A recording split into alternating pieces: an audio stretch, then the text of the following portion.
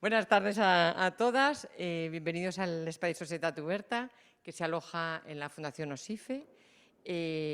Muchas gracias por venir. Hoy, como os decía, en mi lugar debía estar Tai Yumpanic, que es la coordinadora del Espai Societat Oberta. Por motivos personales no ha podido venir a última hora, con gran pena, pero porque además este evento lo ha preparado, me consta, con muchísima ilusión, con muchísima preparación por parte de todos los ponentes. Así que, bueno, seguro que saldrá de maravilla. Para los que no sepáis un poco lo que es el Espai de la Societat Oberta, es un espacio que la Fundación decidió crear hace ya 5 o 6 años, en el 2017, aunque arrancamos en el 2018, como un espacio de encuentro. Queríamos que fuera un espacio en la ciudad donde ciudadanos, activistas, periodistas pudieran encontrarse y hablar, discutir, reflexionar, formarse sobre temas que no era fácil encontrar sitios para hacerlo, ¿no? Hemos trabajado varios temas, últimamente muy enfocados a todo el tema, a toda la parte de digital y como el humanismo tecnológico.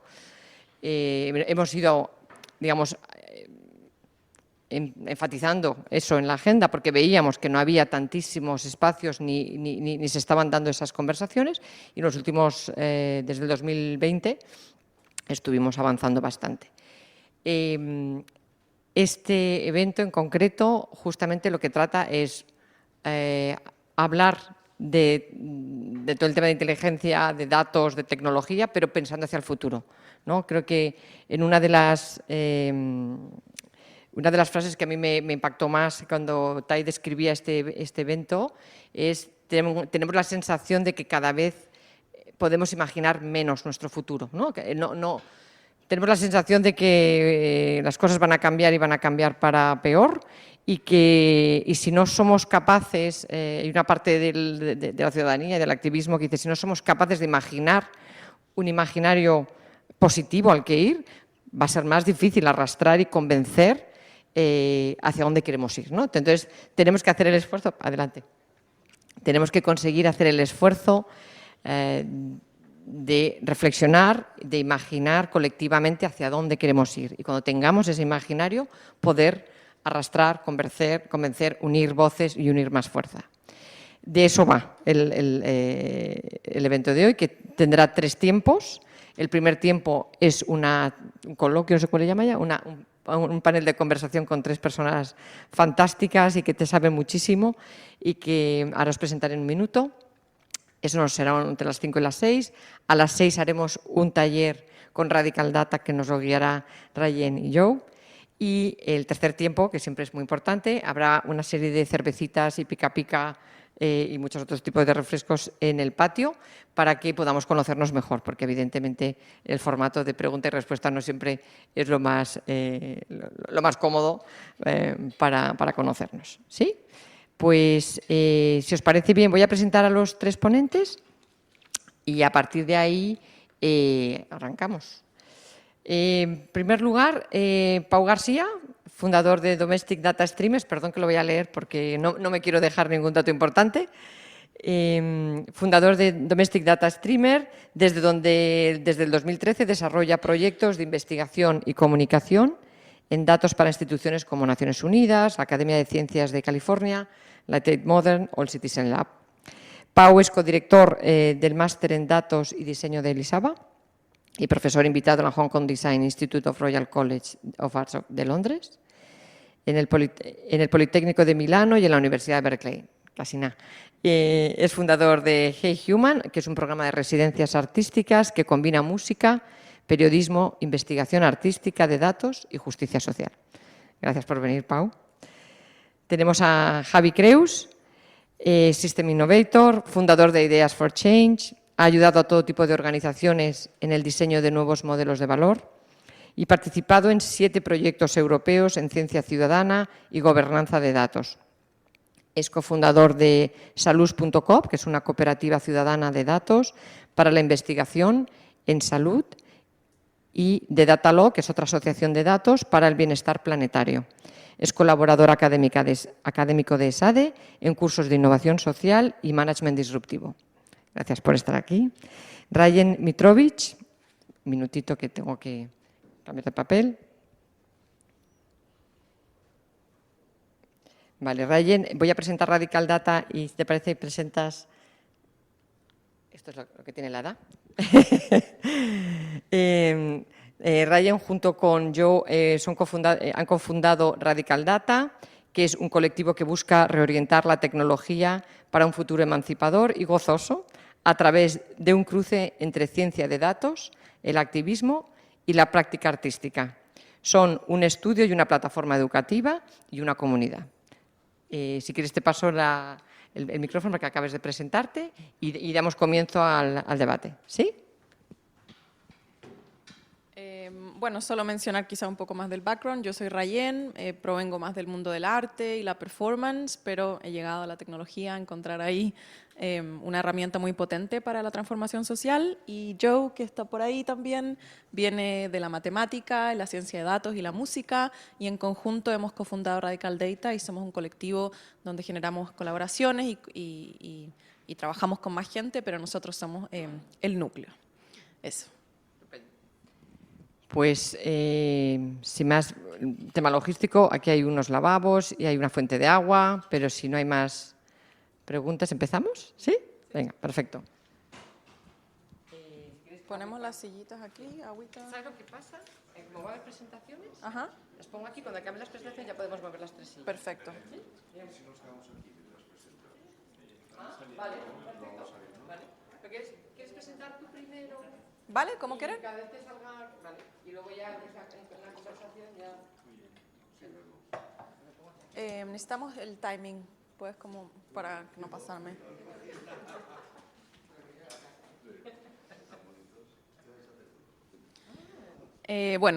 Hola a todos, gracias por venir. Mi nombre es Rayen, como nos presentaron. Voy a presentar hoy yo el trabajo con Radical Data, porque Joe habla español también, pero no se siente tan confiado para lanzarse hoy, así que voy a yo representar un poco nuestro trabajo.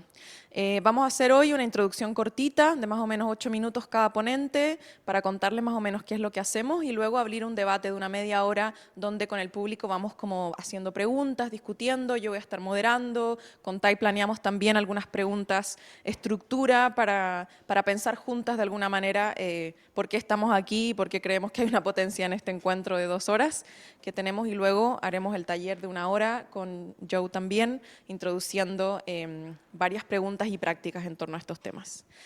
Nuestro colectivo es relativamente nuevo. Nosotros estamos hace más o menos un año y medio que hemos creado Radical Data con el deseo, como decían, de hacer una intersección entre la práctica artística, el activismo y los datos, específicamente porque pensamos y por eso nos llama tanto este tema del futuro y este evento que hemos co-creado con Tai, con la Open Society, es que pensamos que existe una potencia radical, una potencia subversiva, una potencia emancipadora en el uso de la tecnología, en el uso de los datos, que no está suficientemente explorada, que no sentimos que está ocupando los espacios que debería y nuestra fuerza vital está puesta en crear esos espacios, en crear esos proyectos, en crear esos encuentros. Sentimos que existe una lógica muy binaria respecto a qué es lo posible en el futuro. Por una parte, una idea de una utopía digital, una utopía tecnológica en manos de las grandes corporaciones, en manos de gobiernos, en manos de los big tech, que han tomado la idea de futuro digital desde una perspectiva capitalista, desde una perspectiva extractivista, que finalmente solamente ha mantenido las lógicas de poder que existen históricamente para nosotros. Y por otro lado tenemos una tendencia que viene más quizás desde el activismo, más desde las resistencias, y también desde otros discursos más de los medios de comunicación, por ejemplo, que tiene que ver con una distopía radical, con que con la tecnología vamos hacia el fin del mundo, es el acabo de todo. Y nosotros creemos, y es lo que vamos a trabajar en el workshop juntas, es que existe una tercera opción y que tiene que ver con reapropiar una noción de futuro que es tomar estas herramientas, que es reapropiar estas herramientas, no solamente resistir a ellas, sino que tomar su potencial creativo y de transformación entre nuestras manos. Y la potencia está en adquirir ese conocimiento, en organizarnos, en pensar juntas para estos futuros posibles. No sé cómo voy con el tiempo, cuento un poco de los proyectos, ¿o quedan unos minutos? Sí, bueno. Perfecto. Entonces, en el taller también les contaremos más en profundidad, pero un poco nuestra búsqueda para esta tercera vía ha sido empezar a crear proyectos que se aproximen a eso. Principalmente este año estamos desarrollando varias cosas. Tenemos un proyecto bien grande que ha estado creciendo en los últimos meses que se llama Queering the Quantified Self, que es un proyecto de investigación sobre cómo utilizar los datos para entender cuerpos no normativos y para crear un conocimiento liberador de los cuerpos a través del uso de la tecnología, existiendo, sabemos, las apps de salud, existiendo una narrativa de la tecnología que es súper normativa, que es súper limitante respecto a cómo podemos usarla para entender los cuerpos, y nosotros creemos que hay una potencia otra, hay una potencia subversiva, aplicando una teoría queer, aplicando un pensamiento decolonial, aplicando la teoría de la discapacidad, de la diferencia de los cuerpos, pensamos que hay una potencia. Y eso ha ido en talleres, estamos creando una herramienta digital que estamos ahí experimentando con miedos, con frustraciones, con preguntas, pero estamos creando algo con eso. Estamos con investigación también sobre el tema del amor, sobre los afectos, cómo la tecnología puede dialogar con ellos desde una perspectiva no necesariamente capitalista, adictiva, y bueno, todos estos temas que también vamos a conversar en el workshop. Estamos trabajando también sobre el concepto del trabajo y sobre todo una revisión crítica a las plataformas de explotación digital que existen en este momento y cómo crear alternativas a ellas, cómo crear encuentros en esos espacios, cómo crear sindicatos en esos espacios y todas esas preguntas. Es un poco un resumen, estamos inventando, probando cosas, inteligencia artificial, utilizando cosas para ver cómo subvertirlas, pero hoy día, bueno, estar acá para compartir preguntas con ustedes, para abrir ese proceso también desde la honestidad de dos personitas que están aquí con ese proceso y también explorar juntas en el workshop que tenemos muchas ganas. Gracias.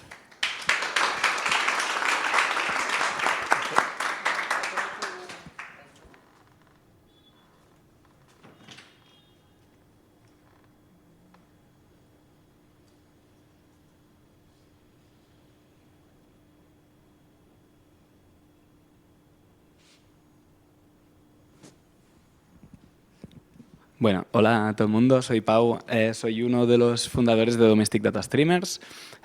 Somos 30 personas nosotros, o sea, vengo también en representación de otros muchos. Y de hecho este es el título que le puse a una de las primeras presentaciones que aquí... No, sería muy, muy raro.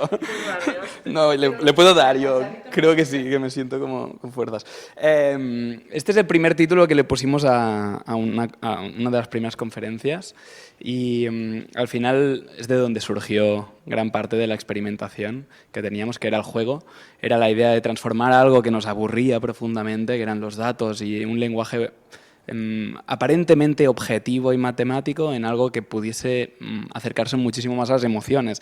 Y esto era importante pues porque la forma en la que consumíamos y entendíamos la información, y aún lo hacemos, casi siempre viene determinada por este tipo de artefactos, ¿no? Los costes de corrupción en Europa, 990 billones perdidos anualmente. ¿Qué son 990 billones? Nuestro cerebro no está programado, no ha evolucionado para entender estas cantidades. Y el hecho de que no podamos empatizar y conectar y entender lo que significa este dato, significa que no nos enfadamos con este dato, ¿no? Y si no nos enfadamos, si no sentimos rabia, ni siquiera cuando nos damos cuenta de esta realidad tan grande, tan compleja, pues no vamos a hacer nada para cambiarla, ¿no? Entonces, esta mezcla de incomprensión que veíamos en un momento, en 2013 fue cuando empezamos a trabajar en la experimentación en datos, era justo cuando había el principio de la crisis de refugiados más grande en Europa, contemporánea, y entonces empezamos a plantear qué era necesario, ¿no? Cómo podíamos, a través de nuevas herramientas, transformar estos datos en sistemas mucho más interactivos, táctiles, a través de, a veces, tecnologías, pero a veces a través de sistemas muy sencillos, muy analógicos, y explicar no solo los datos en sí mismos, sino las tecnologías y las políticas que se escondían detrás de muchos de estos datos, ¿no? Para dar un ejemplo muy concreto, a mí me gusta mucho esta historia. Esto lo descubrí hace unos años cuando estamos preparando una exposición sobre videojuegos y el impacto que tienen sobre la sociedad. Y empecé a buscar pues, un videojuego de mi infancia que a mí me gustaba mucho, que era el Colin McRae Rally. Yo jugaba muchísimo, es un juego de rallies, de coches. Y buscando en los comentarios de un vídeo de YouTube, pues me topé con esta historia. La historia de un chico de unos 7 años que explicaba que sus padres para Navidad le regalaron pues, este videojuego con la consola, en este caso la Xbox, y él pues, empezó a jugar mucho con su padre, específicamente. No tenía mucha relación, pero ese era un espacio donde jugaban muchísimo, ¿no? Y era un espacio de bonding, de conexión. Y en ese espacio, pues, ellos jugaban mucho, el padre era muy competitivo, nunca dejaba ganar al hijo, ¿vale? Pero en un momento determinado, pues, pasó algo terrible, que es que el padre murió, ¿no? Al cabo de 2 años. Él tenía ya 9, 10 años y pues explicaba que su padre murió y pues lógicamente él se le hacía una montaña jugar este videojuego porque le recordaba mucho a su padre, entonces pues lo aparcó, ¿no? Literalmente, y explicaba que pasaron 20 años y al cabo de 20 años pues un día volviendo a casa a su madre estaba ahí comiendo y dijo, ostras, voy a poner la consola, ¿no? Y empezó a jugar otra vez a la consola.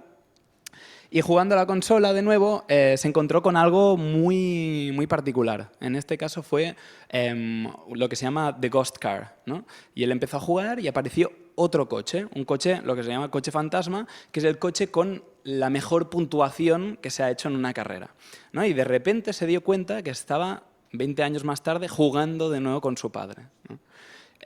Para mí, eso yo creo que es de las historias más bonitas que he visto y he leído sobre videojuegos, y lo que para mí es trascendente es que, de alguna forma, esto eran datos y se transformó en una experiencia mucho más emocional, mucho más directa y que señalaba a una persona de una forma muy concreta, ¿no?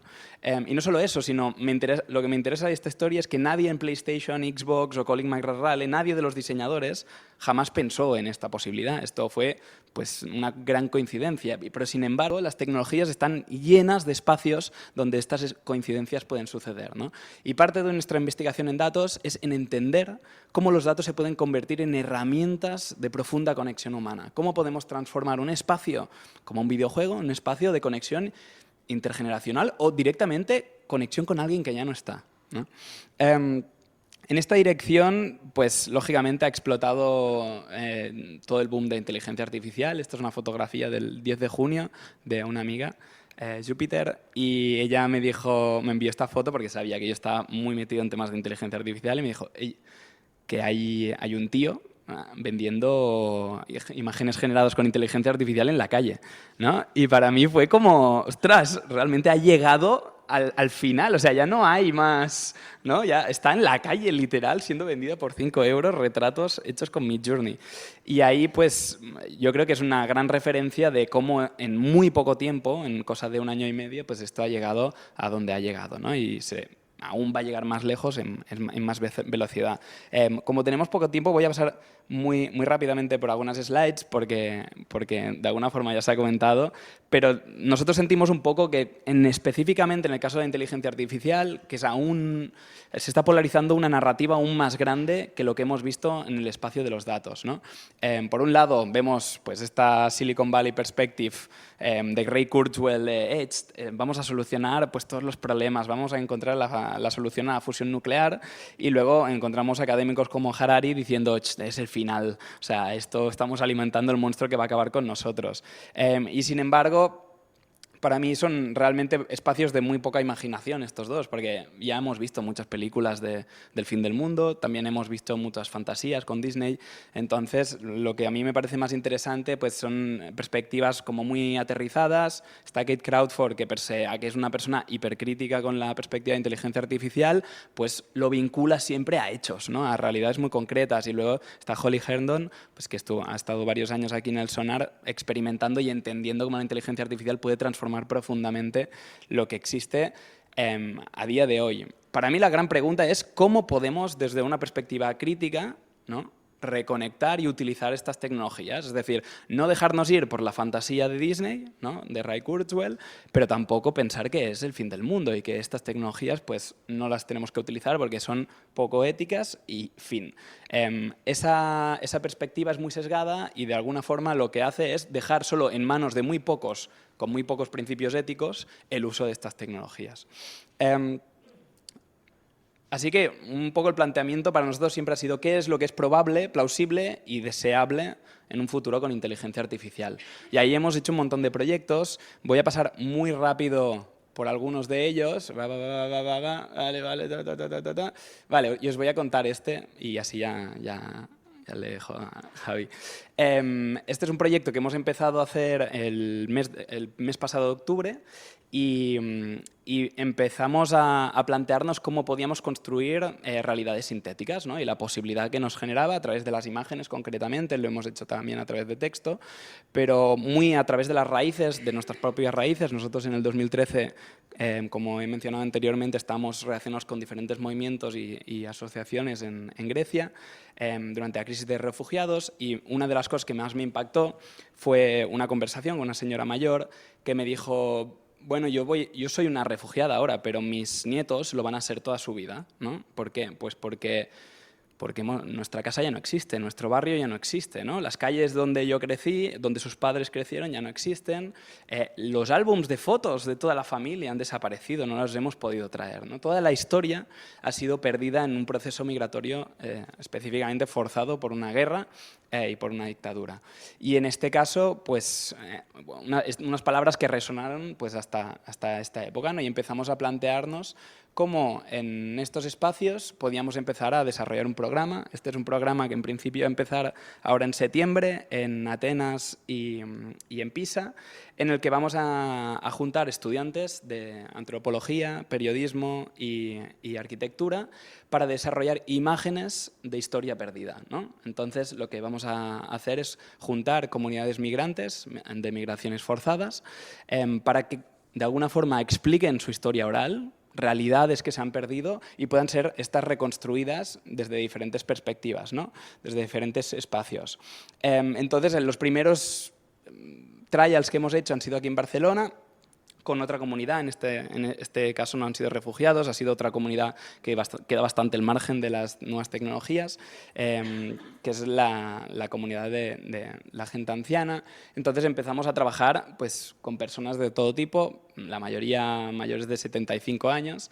Esta es María, por ejemplo, y pues María nos explicaba un montón de cosas, ¿no? Entre ellas, una de las historias que nos contó es que uno de sus primeros recuerdos es que cuando ella tenía 4 años iba con su madre a las Corts y su madre alquilaba un balcón que estaba justo enfrente de la cárcel La Modelo. Su padre era un médico republicano y durante la dictadura lo encerraron en La Modelo, en Montjuïc, luego lo desplazaron en La Modelo. Entonces recuerda que los primeros años de memoria de su vida, ella para ver a su padre tenía su madre que alquilar este balcón de otra familia y se podían ver desde la ventana de la cárcel, ¿no? Y lógicamente estos son imágenes y documentos que no existen porque no se han tomado fotografías de estos espacios, ¿no?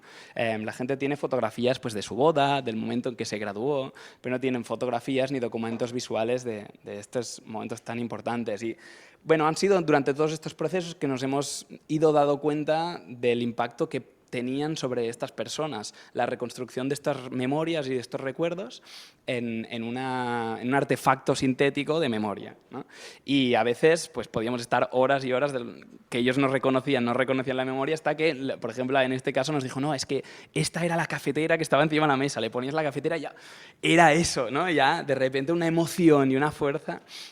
Y en todo esto pues, nos hemos ido dando cuenta que esto está teniendo un impacto muy grande, lo hemos empezado a integrar en diferentes residencias, sobre todo para gente con demencia, y nos hemos dado cuenta que existía una terapia, que es la terapia reminiscente, y esta terapia principalmente lo que hace es reconstruir recuerdos a través de olores, a través de imágenes antiguas, y que esta tecnología puede ayudar muchísimo, ¿no? Entonces hemos hecho ya los primeros test y están saliendo pues, un impacto súper favorable por todos los asistentes sociales, y nos hemos dado cuenta que casi desde un un espacio muy reducido, alternativo y como experimental, se está empezando a desarrollar un proyecto con la unidad de neuropsicología del Hospital de Terrassa que puede llegar a tener un impacto clínico, ¿no?, sobre la salud de las personas. Y la pregunta un poco que nos hacíamos antes con los datos, pero ahora nos la hacemos con la inteligencia artificial, que es que si la inteligencia artificial es la respuesta que estamos intentando darle a todo, ¿cuál es la pregunta que nos estamos haciendo, ¿no? Y cuáles son las preguntas, yo creo que es lo primero que nos deberíamos formular antes de desarrollar todo este software, desarrollar 1000 aplicaciones sin entender del todo para qué lo estamos haciendo. Y esto es todo. Muchas gracias.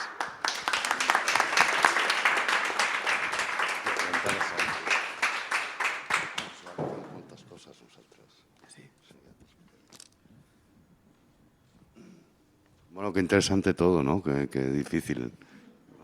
Bueno, yo soy Javi Creus, soy el fundador de Ideas for Change y somos un equipo de 12 personas, trabajamos desde Barcelona, en Europa, en Latinoamérica y queremos co-crear futuros que molan. Creemos que casi todo se puede hacer mejor, se puede hacer más con menos y mejor para la gente y para el planeta. Y esto es lo que hacemos, ¿no? Y voy a hablar de datos porque los datos son energía. Los datos son la energía que mueve el mundo. Es decir, la próxima canción que escucharás está basada en datos. Igual tu próxima pareja está basada en datos. Y creo que la humanidad nos la jugamos bastante en dos modelos. El modelo de la energía y el modelo de los datos. En el modelo de la energía, si la energía solo se obtiene en lugares muy especiales del planeta, que hay que proteger o con dictaduras o con armas o con guerras, y hay que llevarlo por mar, protegido por aviones, y hay que distribuirlo en oligopolio, porque es una mercancía peligrosa, y hay que llevarlo en tubo a los hogares, las maneras de vivir en la Tierra son unas. Si por el contrario cada uno hace la fotosíntesis, ¿no?, y consigue atrapar la energía y es capaz de almacenar esa energía o de dársela a un vecino que la necesita más, las maneras de habitar el mundo son otras. Pues si el petróleo ha sido la energía del siglo XX, los datos son energía del siglo XXI. Y lo que sabemos es que cuando los datos se concentran en las empresas, existe la tentación del control comercial, existe la tentación de la ratonera de la atención, ¿de acuerdo? Pero también sabemos que cuando los datos se concentran en las instituciones, ¿no?, siempre por nuestro bien, existe la tentación del control social, ¿de acuerdo? Tal como en la energía, para que os hagáis una idea, energía y datos, en la energía la mitad de la energía renovable en Alemania o en España no es ni pública ni privada, es de los ciudadanos. En los datos, o pensamos un futuro, los datos son la materia prima de la inteligencia artificial. Los modelos de inteligencia artificial existen desde los 50, desde después hay la capacidad de proceso de verdad de los modelos, pero los resultados salen cuando hay bases de datos. ¿De acuerdo? Los datos son la materia prima, es lo que come esto, ¿no? Y creo que es preferible, tal como en la energía, un futuro a tres, público, privado y ciudadanos. En el futuro de los datos me parece que es mucho más interesante público, privados, ciudadanos, porque los datos los producimos cada uno como la fotosíntesis. Tenemos el derecho a gobernarlos, ¿no? Y son esta energía que mueve muchas de nuestras acciones. La pregunta es, ¿de quién te puedes fiar? ¿De quién te puedes fiar, no? Y la respuesta es, ostras, los ciudadanos podemos fiarnos de nosotros mismos. Me hablaba Pau, que había entrevistado a este tipo del MIT, ¿no?, que organizó cuando la crisis de Fukushima, inventó desde el MIT Lab un sensor de radioactividad que se hacía con un bote galleta Pringles, ¿no?, y era suficientemente bueno. El gobierno japonés, no sé si recordáis, no daba información, no quería mover a la población, los japoneses estaban en sus casas asustadísimos, no se fiaban de su gobierno y empezaron a producir datos ellos. Al principio el gobierno decía que estos datos no tenían ninguna validez tal y cual, al final estos datos son oficiales. Esa es la energía de los datos que podemos traer los ciudadanos, ¿no? Pero no solo esto, sino que podemos gobernar nuestros datos, ¿no? Y a mí me gustaría hablaros, justo acabo de publicar este artículo, de Data Trust, ¿no?, fiduciarios de datos, ¿no? nuevas organizaciones sociales para el gobierno colectivo de los datos, para el bien común.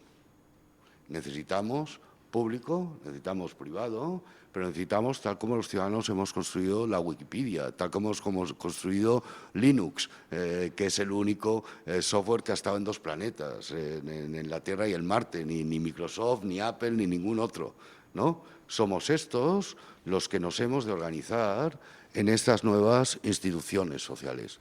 Este es un estudio en esta, donde describe alguna de las experiencias que estoy participando y os contaré algo luego, de hace años, donde explora, ¿no?, cómo tendrían que ser o cómo pueden ser o qué emergencias hay. Nosotros llevamos desde el 17 con esta idea, hoy sale a la realidad, ¿vale? Pero cómo tendrían que ser estas organizaciones. Y lo que es interesante, más allá de las soluciones, son las preguntas que se hace. Oye, ¿cuánto control tengo sobre compartir este dato, no? ¿Cuánto control tengo? Y segundo, ¿cuánto valor público se puede extraer de este dato? Y nos parece que los ciudadanos que estamos jugando a la defensa, porque toda la conversación sobre los datos es persona a persona y sobre las amenazas, y fijaos que es la conversación yo contra Google, yo contra Facebook, yo contra la Seguridad Social o el bono de la energía que enuncia Cibio, ¿no? La conversación tendría que ser nuestros datos, ¿a favor de qué? Nuestros datos, no mis datos, nuestros datos, ¿a favor de qué? Y os voy a dar 3 ejemplos en los que estamos participando. Hoy, después de 7 años, nace al público Salus Coop. Salus Coop es una cooperativa ciudadana de datos para el bien común, para la investigación en salud para el bien común. Y somos ciudadanos, somos 30 promotores, ya estáis invitados todos, a que, para esta primera iniciativa con IS Global, donde vamos a investigar cómo el calor, la proximidad a un espacio verde o la calidad del aire afectan a la capacidad cognitiva, ¿no? Vamos a ver cómo los ciudadanos podemos poner nuestros datos en las condiciones que nosotros hemos fijado, ¿vale? Y traspasarlos directamente sin centralizarlos, Salus no los centraliza, blockchain, ¿vale?, al investigador. Lo que es interesante, ¿no?, es que, por ejemplo, hemos descubierto en estos años, con apoyo de los mejores hospitales, con apoyo del Departamento de Salud, con apoyo de políticas digitales, con apoyo de todo el mundo, es que el modelo de negocio de la enfermedad está muy claro y por eso hay mucha investigación sobre la enfermedad. Curas a alguien, tienes premio, conviertes a un enfermo crónico en un suscriptor, tienes premio cada mes, pero el modelo de negocio de la salud no está claro, lo provocamos nosotros. El efecto de la calidad del aire, el efecto de la proximidad a un espacio verde, el efecto del ejercicio, está claro que es un bien social, pero no hay un modelo de negocio. Ahora nuestros datos pueden generarlo. Por eso es interesante estudiar esto, ¿de acuerdo? Y para los que os intereséis, aquí lo que hicimos es crear las licencias de uso junto a los ciudadanos. Jugamos un juego de escenarios. Oye, Pau, si un hospital público te pide cuánto caminas para curar la artrosis, publica los resultados en abierto, ¿compartirías tus datos o no? Oye, tal, si un laboratorio pide una muestra genética de tu pelo para hacer un champú, se reserva la fórmula, ¿compartirías o no? Con lo cual, los ciudadanos ponemos las condiciones, somos nosotros los que ponemos las condiciones. Hemos lanzado otra junto a Ideas for Change, junto a la Pompeu Fabra, Manuel Portela, un académico fenomenal, que es Datalog y es una asociación de datos para el bienestar planetario. Empezamos con un principio muy humilde, con una ayuda de Vitavitat, y estamos diseñando un proceso por el cual los ciudadanos podamos publicar en un mapa abierto nuestras facturas de suministros, agua, gas, electricidad, vamos a ver si teléfonos y tal, todo lo que sean suministros, para poder comparar con hogares similares, para poder comparar con usos similares, para poder alertar cuando algo se sale de la banda. Otra vez, podemos fiarnos de los rastreatos que comparan tarifas, pero los ciudadanos tenemos capacidad no de comparar tarifas teóricas con rejón escondido. Tenemos la posibilidad de comparar y valorar a nuestras compañías y ver imperfecciones. Y el tercer caso que os quiero comentar es Clean Rivers Hub. Estamos ayudando a un emprendedor social que quiere, no tenéis por qué saberlo, pero los ríos del mundo están muy sucios, son lo que ensucian los mares. Cada río se limpia a su manera y no se aprende entre ríos, ¿no? Y este quiere montar, Eugeni Castejón, un hub donde los ríos aprendan unos de otros, ¿no? ¿Y cómo vamos a empezar? Vamos a empezar reuniendo a todo el ecosistema del río, la Asociación Global de Plásticos, que son de los peores, los químicos que están en Tarragona, en el río Francolí, pero también turistas, agricultores, diputaciones, tal cual. Y vamos a hacer un juego. Vamos a empezar con una ficción donde les vamos a decir tenemos los datos. Y vamos a hacer un mock-up de que tenemos un mapa dinámico de la basura en el río y que somos capaces de decir, oye, es que la basura roja empieza aquí, se embolsa aquí y cuando sube hay una riada, acaba aquí, y que la basura verde se queda estancada aquí y nos parece que sale de allá y que este tipo de plástico tal y cual. Y sobre los datos vamos a discutir sobre el sistema de gobernanza. Si pones los datos como un bien común, cómo nos organizamos, los químicos, los del turismo, los de la Asociación Catalana del Agua, para gobernar el bien común que son los datos. Cuando nos hayamos puesto de acuerdo con esto, les pediremos la pasta para producir este mapa. ¿Vale? Pero es otro ejemplo de cómo podemos empezar desde los ciudadanos y darle un propósito a los datos, o podemos quizás crear datos con propósito y reunir la gobernanza alrededor. Y esto es lo que quería compartir. Muchas gracias.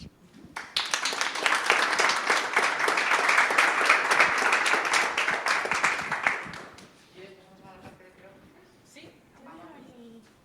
O quizás dejamos el póster, como el... Bueno, decía, pues si queréis poner aquí las tres... Ah, sí.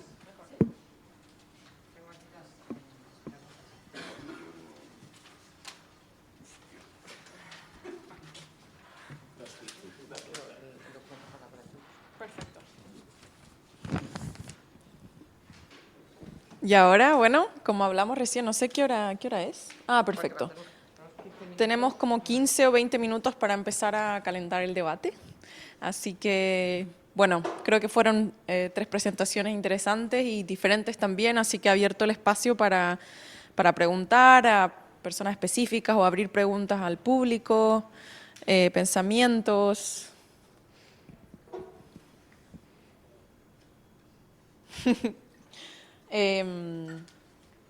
Sí, no sé, nosotros anotamos algunas preguntas con Tai como para empezar a guiar la conversación, pero en el fondo un poco, bueno, saber quizás las que están aquí, por qué ustedes forman también parte de este movimiento en sus prácticas, como quizás compartir un poco sobre por qué creemos que nuestras prácticas contribuyen a la construcción de una imaginación política, a la construcción de un otro futuro, son los datos y la tecnología, o por qué creemos que toman un rol relevante en esa construcción. En nuestro caso, bueno, creo que se respondió un poco en los procesos, pero obviamente estamos aquí para ese ping-pong. ¿Alguien se lanza con...? Una pregunta. ¿Sí? ¿Cómo ganas dinero con una cooperativa de datos? ¿A quién se los vendes? Es una ruina, es una ruina, porque además llevamos 6 años a pulmón, ¿no? Y con tiempo voluntario y pidiendo ayudas, y primero te la gastas y después te llega o no te llega, a pulmón. No hay manera de ganar dinero, es decir, a ver, nosotros pensábamos, ha costado mucho llegar a lanzar, ahora ya estamos, tenemos el software, tal y cual, ¿no? Nosotros pensábamos que viviríamos de fees nosotros no acumulamos los datos y tus datos no se reusan para otro proyecto. Cuando tú decides compartir en Cities Health, por ejemplo, tu ubicación, los pasos, ¿no? Y algunas otras cosas que están en tu móvil y contestar durante una semana sí, una semana no, un test cognitivo, ¿de acuerdo? Se hace esa vez y se guardan en un repositorio en la Interplanetary File System, una Internet distribuida, pasan directamente al investigador con un contrato que hemos fijado nosotros, no se vuelven a reutilizar. Nosotros creíamos, por lo tanto, no damos acceso a datos, sino acceso a donantes de datos. a los cuales les explicamos el proyecto, les explicamos las condiciones, les explicamos qué datos, para qué les dan a nivel colectivo y a nivel personal, les contactamos y si deciden participar, participan. Creíamos que viviríamos de fees de investigación de proyectos relacionados con la salud, pero lo que os anticipaba antes, nos hemos dado cuenta de que hay mucho dinero para investigar enfermedades, ¿no? Pero muy poco para investigar salud. Es decir, aunque parezca mentira, el Hospital Clínic, súper moderno, tal cual, el Hospital Clínic a la vez es referencia catalana y mundial en algunas enfermedades y a la vez responsable de 120.000 personas del trozo del Eixample, ¿no? Es el hospital, digamos, de familia de las 120.000 personas. Claro, si el Clínic pudiera, afectaría al urbanismo de su trozo del Eixample. Por eso hemos comprobado que vivir a 10 minutos caminando de un espacio verde mejora tu capacidad cognitiva. ¿De acuerdo? Con lo cual, en ciudades como Kaunas se están creando atajos por la ciudad, ¿no? Que es una cosa muy tonta. En una calle el ensanche la abres por medio y creas un túnel y estás, en vez de a 17, a 10 minutos. ¿De acuerdo? Pero el Clínic no puede recuperar, no tiene un incentivo, o el Clínic podría dar indicaciones sobre el tráfico en el Eixample.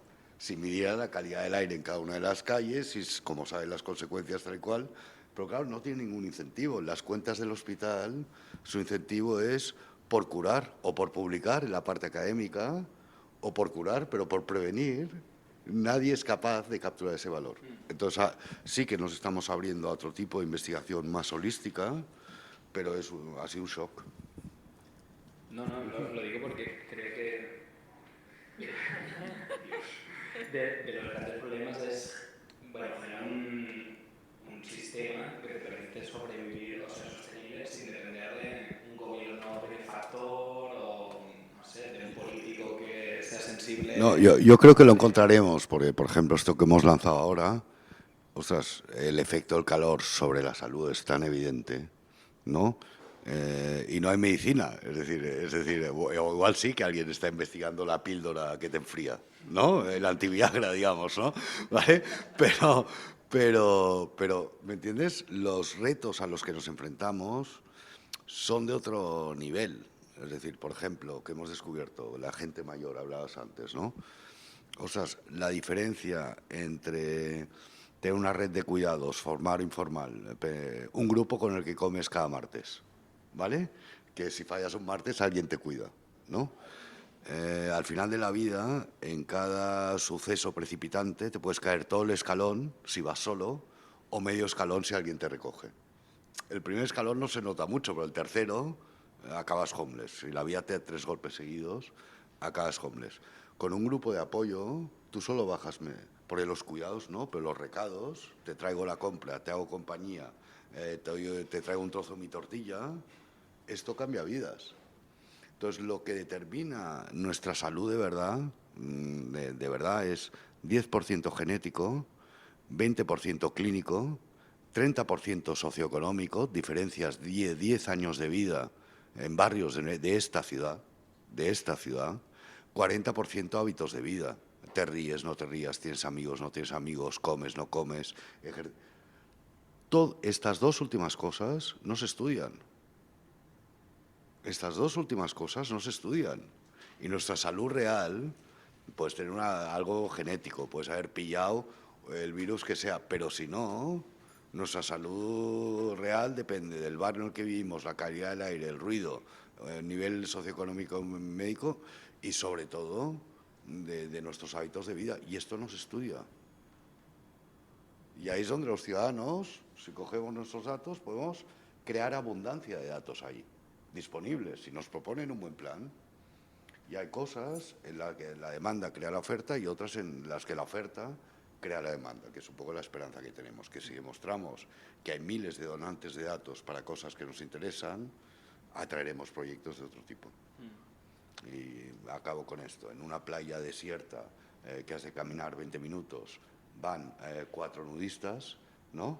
En una playa desierta que has de andar de 20 minutos, pero hay parking, empiezan a llegar textiles, ¿no? Y en una plaza desierta con chiringuito ya llegan familias y bar, ¿de acuerdo? Es decir, a veces empieza la demanda, a veces empieza la oferta.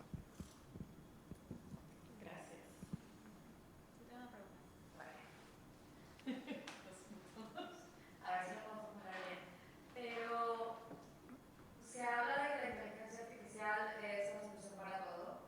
La inteligencia artificial es una de las teorías, ¿no? Y está realmente compuesta por datos. ¿Hasta qué punto es necesario tomar un punto de vista crítico para definir cuándo estamos datificando demasiado? O sea, existen aplicaciones, sistemas de tracking de todo tipo y podemos cuantificar hasta el mínimo de las interacciones humanas.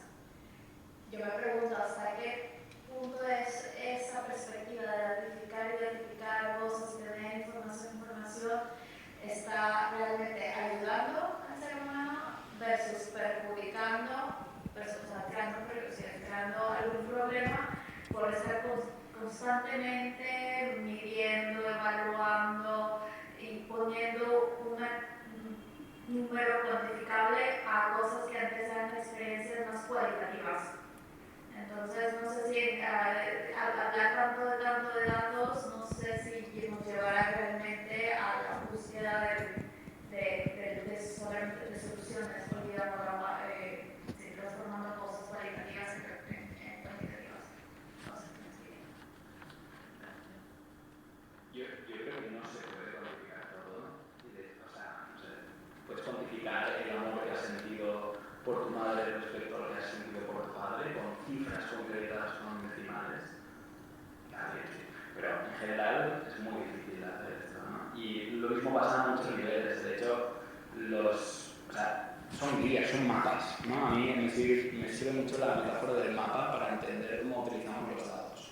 Cuando hablamos de una visualización de por qué estamos capturando datos, lo hacemos, en el caso del mapa, para ir de un sitio a otro, ¿no? El mapa es este instrumento. Entonces, nosotros cuando hacemos un mapa de una ciudad no ponemos la colilla que está en el suelo ni la persona que pasa, ponemos los edificios, las calles, las avenidas, ¿no? Ni siquiera ponemos los árboles que hay, ¿no? Porque es algo que a veces pues, desaparece.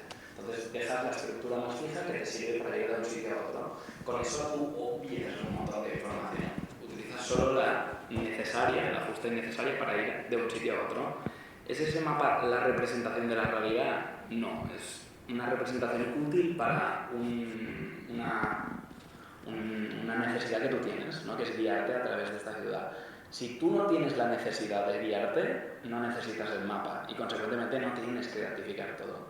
El tema es que hay muchas necesidades que desde la perspectiva extractivista, capitalista, aún no sabemos.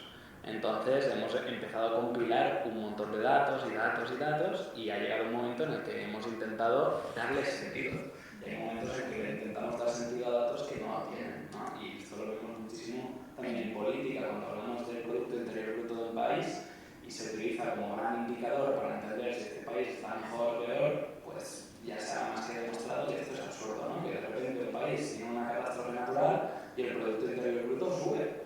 Está mejor el país, ¿no? Está hecho un desastre, pero la inversión que se está haciendo es mucho más grande, infraestructura, logística, etc. Entonces, la datificación puede ser muy útil o puede ser un desastre. No depende tanto de datificar o no datificar, depende de por qué lo haces. Lo que decía antes de las preguntas que nos planteamos, ¿por qué estamos haciendo estas cosas? Vamos a hacer una cosa, vamos a utilizar solo el tuyo, que es el que mejor se oye. Vale. ¿Vale? Yo diría que es decir, los datos son la electricidad. Entonces podemos discutir si conviene tener tostadora o si la lavadora mejor comunitaria o mejor en cada piso y tal. Pero la visión que a mí me gustaría dar es que los datos son lo que genera el movimiento. Entonces, creo que una cosa es recopilar datos, pero la otra que seamos conscientes de cómo los datos ya gobiernan nuestras vidas. Si había 3 maneras de llegar aquí y Google te ha enseñado solo 2, para ti solo existen 2. La probabilidad de que la próxima canción, la próxima película, el próximo novio, ¿no?, vengan de datos es cada vez más alta. Y así con cada vez más cosas. Es decir, que no es solo... Por eso es importante el gobierno, porque hay que definir los propósitos y los valores y es una cuestión de gobernanza. La inteligencia artificial, una manera de entenderla, es que es la inteligencia racional al cuadrado. Todo que la razón, todos los disparates de la razón, ¿no? Sostenibilidad, desigualdad, tal y cual que vivimos, corremos el riesgo de acelerarlos, ¿no? Entonces nos hace falta más inteligencia sentimental, ¿no? Gobernanza colectiva y más inteligencia vegetal, una inteligencia pensada para quedarse en el sitio. Los vegetales no pueden salir corriendo. Entonces, ¿qué pasa? La inteligencia está en el extremo. Cada hoja, cada punta de raíz tiene 15 sensores. Temperatura, agua, humedad, tal y cual. Y primero reacciona y lo informa. Nunca pide permiso a la central para me cierro cuando llega el mosquito, la cierro la hoja o no. Primero la cierra y luego informa. Entonces, me parece que hemos de mezclar más inteligencias que la artificial. Sí, le respondo cortito, porque, bueno, hay una cosa, a mí me parece súper interesante tu pregunta, porque la pregunta por la datificación es algo que nosotras también en el proyecto Queering the Quantified Self, por ejemplo, que tenía que ver con esta de las prácticas de self-tracking, ¿cierto? Hasta dónde cuando hay, sabemos un movimiento que se llama Quantified Self, que es sobre recolectar datos a cuanto más puedas. Pero a mí lo que me parece interesante de lo que tú planteas es, como hablábamos también anteriormente, el por qué estamos recolectando estos datos, de qué manera los estamos recolectando, con qué dispositivos, con qué maneras. Me parece que ahí es donde en el fondo tenemos la potencia de reorientar cosas, porque actualmente sí, como tú dices, esa datificación ya existe, pero existe un rango de voluntad, ¿cierto? Si cuántas aplicaciones de salud tenemos en nuestro teléfono, si contamos o no contamos nuestras horas de sueño, los pasos y todas estas cosas, ¿cierto? Y también, entonces creo que ahí hay una potencia si es que somos capaces de reubicar y reorientar esa motivación, esas preguntas y esa manera de recolectar esos datos también y de entenderlos, de visualizarlos, de relacionarnos con ellos, que no solamente de la manera en que en este momento las grandes compañías, los teléfonos que tenemos, las posibilidades que tenemos de elegir no son todo lo posible, claramente, son los que ciertas empresas están poniéndonos a la mano y haciéndolo fácil, ¿cierto?, para poder hacerlo. Entonces creo que ahí hay una potencia. Y lo otro es que también hay veces, y también en nuestra investigación que tiene que ver con los cuerpos y la salud, por ejemplo, los datos no son, recolectar datos no es una respuesta, y eso también es muy interesante pensarlo así. Como nosotros estábamos hace 2 semanas haciendo un taller en Berlín, trabajando con gente allá sobre este taller, y por ejemplo apareció una persona que planteaba que tenía dolor crónico, y ella decía que en la investigación que ella llevaba haciendo muchos años, por supuesto, en su cuerpo, las investigaciones decían que si tú tomabas información sobre los niveles de dolor de tu cuerpo, por ejemplo, para hacer un tracking de eso, era lo peor que podías hacer. Las investigaciones de psicología decían que es interesante traquear cosas, pero no el nivel de dolor, sino que traquear estados de ánimo o qué sé yo, o lo que comes o otras cosas alrededor. Entonces, en ese caso específico de salud, que nosotros estamos trabajando con fatiga crónica, con dolor crónico, con personas que están en transición de género, de afirmación de género, con personas con diferentes capacidades o qué sé yo. En este caso específico, por ejemplo, recolectar datos sobre el dolor no era algo útil. Entonces creo que lo último que quiero agregar a la respuesta es que tiene mucho que ver con el contexto. Y el problema de las tecnologías actuales globalizadas es que no se piensan desde un pensamiento situado, contextual, de cada ser humano y de cada cuerpo lo que necesita, sino que son masificadores y homogenizantes. Entonces creo que ahí también está la potencia de pensar eso diferente. Gracias, hola. Me llamo Sumeya y tenía una pregunta para los tres. ¿Cuál pensáis que es la prioridad para la ciudadanía frente a todos esos desarrollos, cambios tecnológicos, inteligencia artificial, recolectamiento de datos, etcétera? Porque concretamente eso es bastante, o sea, nos sentimos, o yo, sobrepasada, ¿no? Overwhelmed, ¿no? Con todos esos cambios y tú tratas, incluso siendo digital native, ¿no? Tratas de seguirlo todo, de formarte, de hacer bootcamps y lo que quieras, o venir a esos eventos, pero concretamente, ¿cuál sería la prioridad para nosotros como ciudadanía? Gracias. Para Para mí está muy claro, es decir, la innovación tecnológica está ahí y la hemos de aprovechar. La innovación social sí que es responsabilidad nuestra. Y la visión de los datos, no como persona individual, sino como colectivo, ¿no? Y darles propósito, hacerse responsable de eso de la manera que sea, a mí me parece que es el trabajo que nos toca a nuestra generación. Porque si no, yo me imagino mis hijas viviendo teledirigidas como puppets.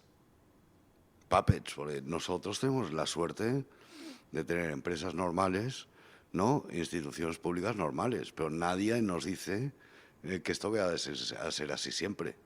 Y vemos lo rápido que puede cambiar, ¿no? La orientación de una empresa y la gestión de una institución pública en semanas. Entonces, me parece la responsabilidad que nos toca es como la energía, presentarnos, pero no uno a uno reclamando derechos individuales, que también eso es la defensa, presentarnos al ataque. Yo pienso un poco lo mismo. Me parece que el reto más grande, al menos, es pensar cómo hacerlo de una forma sostenible. No en términos medioambientales, sino de dinero. Y viniendo de un espacio de cultura, pues, o sea, al final todos estos espacios están hiperprecarizados. Ganas dinero y ni siquiera lo ganas, o sea, lo tienes que reinvertir en el proyecto, ¿no? Entonces, cuando recibes financiación, o sea, es insuficiente la mayoría de las veces. Entonces, yo creo que la llave de todo, o sea, la clave de encontrar una solución es encontrar una forma que sea sostenible, que genere dinero y, consecuentemente, en un sistema capitalista, que es el que vivimos, nos guste o no, pues es el que es capaz de acumular poder y cambiar cosas. Entonces, en el momento en que seamos capaces de generar sistemas que nos permitan recuperar control sobre los datos y utilizarlo para transformar de una forma que también genere dinero, poder económico, yo creo que ahí habrá un cambio real. Sin poder económico lo veo muy difícil que haya una transformación real, por mucho que hagamos mil activismo, o sea, salgamos a la calle, pero sin dinero es muy difícil que cambien las cosas. Bueno, yo pienso que hay que pensar más allá del capitalismo, es mi perspectiva, pero creo que hay potencial, o sea, hay una posibilidad, pienso y imagino que es posible pensar más allá de eso y de que la sostenibilidad de nuestros activismos pueda llevarse a cabo de diferentes maneras. Pero para mí la respuesta, asumiendo de que claramente creo que todas estamos haciendo una reducción hacia una cosa, porque son muchas, para mí es la organización. Para mí tiene que ver con estar aquí juntas. O sea, me parece que lo que tú dices de sentirnos superadas con la cantidad de información, los medios, que lo que aparece en TikTok, que lo que aparece en Instagram, que lo que aparece allá, acá, las noticias falsas, o sea, es mucha la carga. Y creo que para mí, con la investigación que llevamos haciendo este año sobre estos temas como de salud y de temas que están no suficientemente investigados, en la marginalidad un poco de la salud mainstream, podríamos decir, no sé, había una respuesta súper fuerte para mí en este proceso de trabajar con diferentes comunidades que tiene que ver, y con la salud en sí misma, de que, lo voy a extrapolar a lo general, por eso te lo digo, es que la salud, por ejemplo, no es una responsabilidad solamente individual. Es un problema sistémico, es un problema colectivo. Y en general, todas las respuestas que tenemos, que es un médico, que es un hospital, que es una app de salud, o estas apps que me dicen, bueno, medita 5 minutos y vas a estar mejor mañana, cuando llego del trabajo a las 6 de la tarde, cansadísima, y que hay que darle comida a los niños y que cuidar a no sé quién, o sea, y si no medito, entonces es mi responsabilidad que, no sé, voy a tener menos calidad de vida o que me va a dar quizás un cáncer o qué sé yo.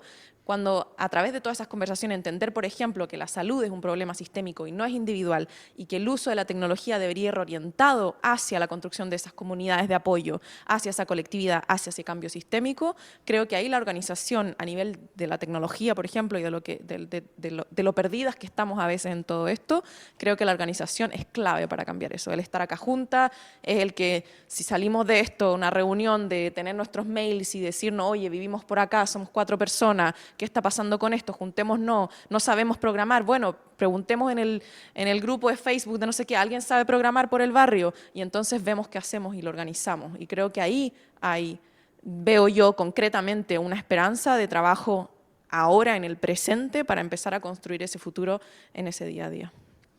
Yo quisiera matizar una cosa que ha dicho Pau, que ha hablado primero del PIB, que no mide lo que mide, pero lo ha dicho la cara B, es decir, sin embargo, para afectar necesitas dinero, ¿no? Y todo es verdad a la vez. Pero que lo que vamos a ver en los próximos años es que hay cosas a las que ahora no le hemos puesto, le damos valor, pero no lo ponemos en dinero, y les vamos a poner dinero. Y hemos vivido un caso en nuestras vidas, que es los bonos de CO2. De un día para otro, ¿no? Emitir CO2 no cuesta nada y al día siguiente tiene un precio y hay un mercado. ¿De acuerdo? Con lo cual, es decir, si el mercado lo que hace muy bien es responder a incentivos, en el fondo le da igual, lo que has de ser bueno es adaptándote. No nos ha de extrañar ningún día que valoremos los cuidados, por ejemplo, tal como nos estaban diciendo aquí. Entonces, de acuerdo que necesitamos sobrevivir, pero también podemos mover la raya, ¿no?, de qué es valor y qué no es valor. Qué da valor y qué no es valor. Y la vamos a ver mover a lo largo de nuestras vidas, porque no es lo mismo valor quiere decir valores también, ¿no? No es lo mismo los valores de sociedades democráticamente pujantes hace 40 años que los valores de sociedades envejecidas ahora. Y veremos cómo cambia esto. Ahora, mientras hay que ganar dinero en euros españoles. Ya estamos en la hora de las 6 para pasar al workshop. Sí, no sé si lanzamos, hay una pregunta ahí o la dejamos para el taller. ¿Cómo lo sientes? Sí, sí. Vale, o sea, en el taller vamos a tener espacio para conversar, por lo menos la mitad, así que si lo traemos ahí, súper. ¿Vale? Bueno, gracias a Javi y a Pau por estar aquí.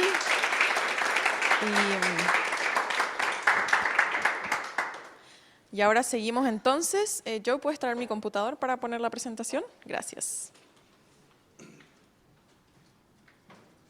Mi computador, sí.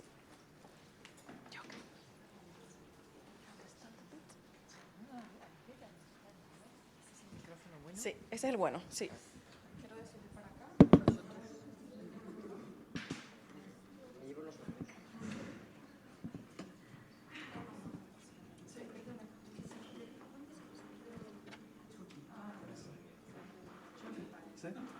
Y en el tuyo, I can do it. In yours, I need the pad.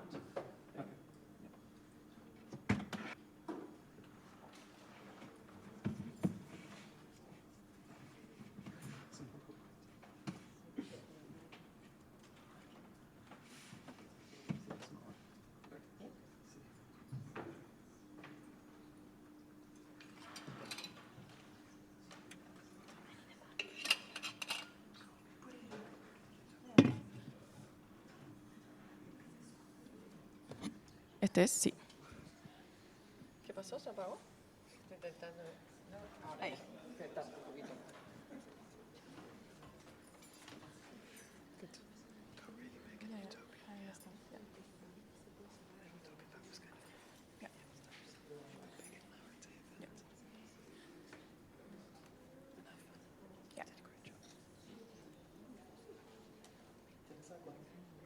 Sí, aquí.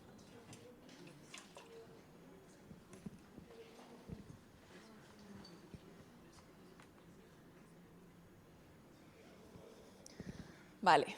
¿Estamos bien o muy cansados? ¿Seguimos? ¿Sí? Ya, genial. Sí, bueno, el workshop vamos a conversar, vamos a presentar un poquito las ideas que queríamos traer hoy para discutir. Después vamos a hacer algunos grupitos para conversar y traerlos al grupo y así para en el fondo soltarnos un poco de esta cosa tan frontal. Bueno, vamos a partir entonces, como ya un poco hicimos la introducción de varios temas. ¿Qué pasó con el futuro entonces?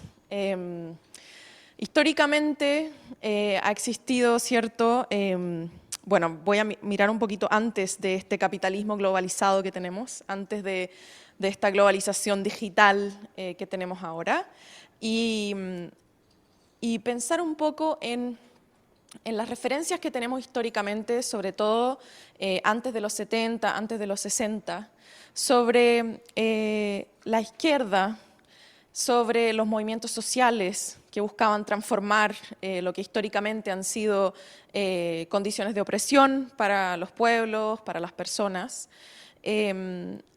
Históricamente pasaba que la izquierda tenía, dentro del manual, dentro del modo de pensar, el reclamar el futuro. No sé si ustedes lo ven así, pero en la investigación que nosotras llevamos haciendo sobre este tema, vemos como antes de este capitalismo globalizado existía una noción desde este lado de reclamar el futuro, de reclamar las utopías, de pensar en un futuro justo, de pensar en... ¿Qué está pasando? ¿Es esto? Sí. En crear los libros que leemos a veces de ciencia ficción, ¿cierto? Donde pensábamos que el futuro de los robots que iban a ayudarnos con el trabajo para que los humanos pudieran vivir más ocio, donde habían sociedades descarbonizadas, donde había autogestión y bueno, muchas de esas ideas. Está este caso de, bueno, en Chile, yo vengo de Chile, en los 60 nuestro presidente socialista creó un proyecto que se llama Cybesign, de internet socialista en esos tiempos, para conectar a los trabajadores, a los obreros de las fábricas, para que se organizaran, para trabajar los sistemas y todo eso. ¿Y qué pasó con eso? ¿Qué pasó con esa utopía? ¿Qué pasó con esa idea de reclamar el futuro? Porque también históricamente la parte más conservadora de la sociedad, la parte del poder de la sociedad, ha estado mucho más en el lugar del pasado, ¿cierto? Mucho más en la parte de conservar tradiciones, de mantener las cosas que no cambien. Y extrañamente, después de los 70 en Latinoamérica, después de todas las dictaduras que han existido, después de este capitalismo globalizado, de la digitalización de la vida, da la sensación que las cosas como que se opusieron, que el poder, que las corporaciones, que las clases más altas también han tomado esta idea del futuro, han tomado esta idea de la tecnología como la herramienta para ese futuro utópico, y los demás que estamos tratando de pensar en la justicia, en el bien común, en la organización, en la comunidad, en las sociedades, nos encontramos un poco más peleando entre cuatro paredes, resistiendo ante estas opresiones y sintiendo esta idea de que el futuro ya no nos pertenece, de que quizás no hay futuro, de que tenemos miedo, de que estamos hasta aquí, de que estamos cansadas, de que estamos hipervigiladas, que no podemos cruzar ahora fronteras sin estar así, porque muchas veces cuando no venimos de estos países europeos nos asustamos cuando cruzamos las fronteras. ¿Qué hacemos? ¿Qué hacemos con esa idea de futuro? Entonces, nos encontramos ante esta pregunta nosotros lo vemos como, de alguna manera, una visión limitada de estas visiones actuales de futuro, que es un poco lo que hablé al inicio, que es de esta, limitadas, digo, como apretadas, como enfrascadas, ¿cierto? Y nos encontramos con una lógica súper binaria, que es esta utopía, ¿cierto? Esta utopía que es que promete una libertad resignificada, sabemos también, que promete innovación, que promete futuro, y que sabemos que es una utopía que está funcionando, que funciona en el fondo para calmar las aguas en lo que sabemos que todo lo que está pasando, que es muy complejo. Y tenemos por otro lado una distopía que viene obviamente de las personas que están respondiendo y resistiendo de alguna u otra manera a las opresiones gigantes que están viniendo con estos tiempos. Entonces, de alguna manera, estamos viendo que ante este neoliberalismo que se está tomando la vida entera, que se está tomando cada rinconcito, de alguna manera en la narrativa de los activismos, en la narrativa de los pensamientos subversivos, en los pensamientos transformadores, vemos mucho de la política de la pequeña escala, que a mí me parece súper interesante también pensar, por ejemplo, las ideas de la micropolítica, las ideas de cómo en el día a día hacemos lo que hacemos y cómo eso tiene una implicancia política, pero a la vez sentimos nosotras que observando todo este landscape, todo este paisaje de situaciones, que a veces el solamente quedarnos con la posibilidad de la política de la pequeña escala es también aceptar el soltar esa utopía posible, el soltar esa idea de futuro grande, que por qué no podemos soñarlo, que por qué no podemos reclamarlo, que por qué nos tenemos que quedar en la cosa de lo pequeño siempre, desde las resistencias, por qué nos tenemos que quedar peleando específicamente por los sesgos que hay en, por ejemplo, en la inteligencia artificial de reconocimiento facial, por qué nos tenemos que quedar peleando o denunciando las políticas de privacidad de una empresa que nos está, bueno, usando nuestros datos para no sé qué cosas. ¿Por qué nos tenemos que dar en esa pelea pequeña?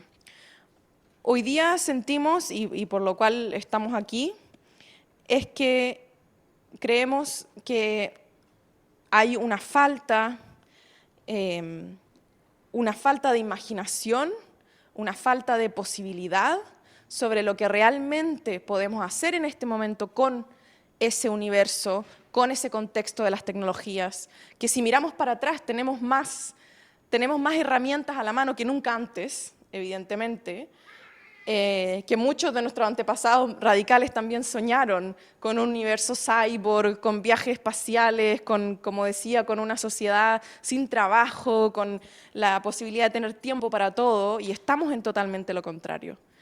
¿Cómo podemos entonces reclamar la conciencia de una posibilidad, obviamente sin perder conciencia de lo que está pasando, de lo que está pasando ahora? Porque también eso no es la idea de lo naif, ¿cierto? De que estamos aquí como, bueno, vamos a hacer este futuro de flores que está esperando por nosotros. Sabemos que es complejo, pero ahí aparecía una idea súper bonita que conversamos mucho con yo y creo que Javi mencionó algo parecido.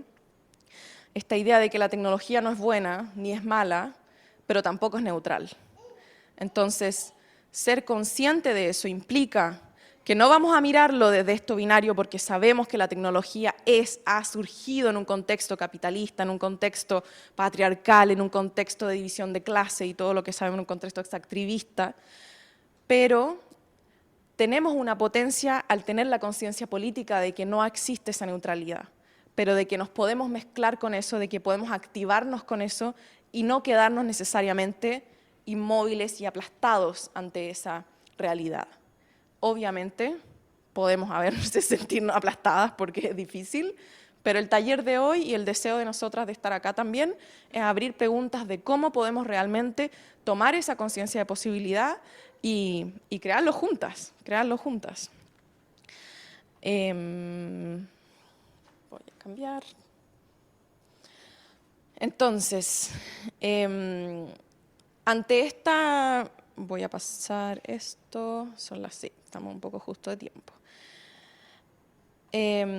Ante este deseo de salir más allá de este binario, ¿cierto?, de utopía y distopía, de empezar a pensar y reclamar ese futuro de vuelta, cómo podemos pensar en un futuro que queremos reimaginar, que queremos soñar, que queremos reapropiar sobre todas las áreas de nuestra vida, sobre lo social, sobre el amor, sobre el trabajo, sobre lo ambiental. Pensamos que existe una tercera vía a ese binario en el que nosotros más o menos estamos mapeando, que podemos discutir, por supuesto, después. Y que tiene que ver con un poco estas ideas que nosotras mapeamos hoy acá, que obviamente están todas abiertas a la discusión, pero es hacia dónde vamos entonces si no son esos dos lugares.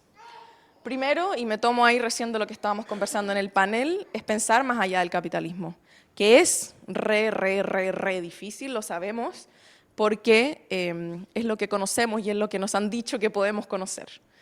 Pero creemos que es necesario pensar ese más allá, porque si no, entonces estamos encerradas, porque si no, estamos entonces en el límite.